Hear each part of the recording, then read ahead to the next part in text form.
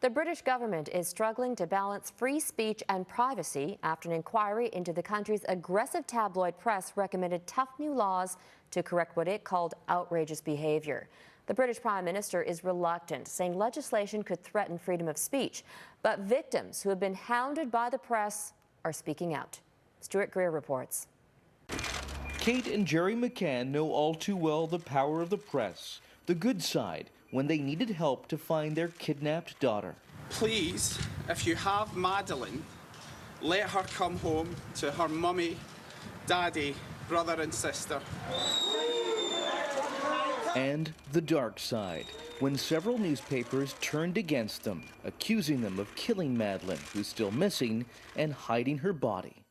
The tabloids later accepted they were wrong and paid $1 million in damages. But to this day, the false stories still echo on the internet. So, we've got to deal with this. The damage is done, and money is compensation, but it's not repair, it's not healing. Lord Justice Brian Levison's $9 million inquiry was supposed to find ways to limit this kind of reckless journalism.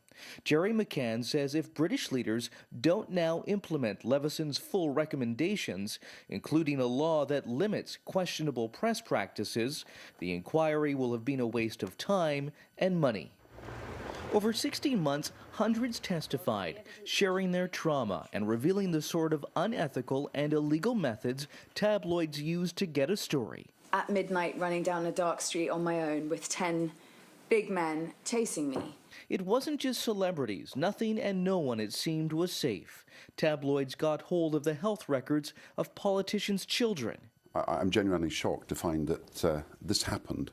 They hacked into cell phone messages of a murdered schoolgirl, giving her parents false hope. She's picked up her voicemails, Bob. She's alive. And listened to the desperate messages left by victims of the London terrorist attacks. It's hard to imagine at the lowest points of your life you could get any lower.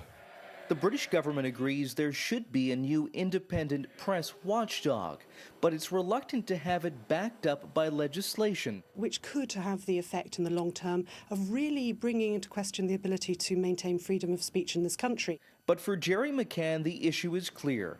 Freedom of speech is meaningless when innocent people have their reputations and lives trampled. The whole point of us giving evidence to the Levison inquiry was to protect other families, innocent families, from going through anything like that we did. Stuart Greer, Global News.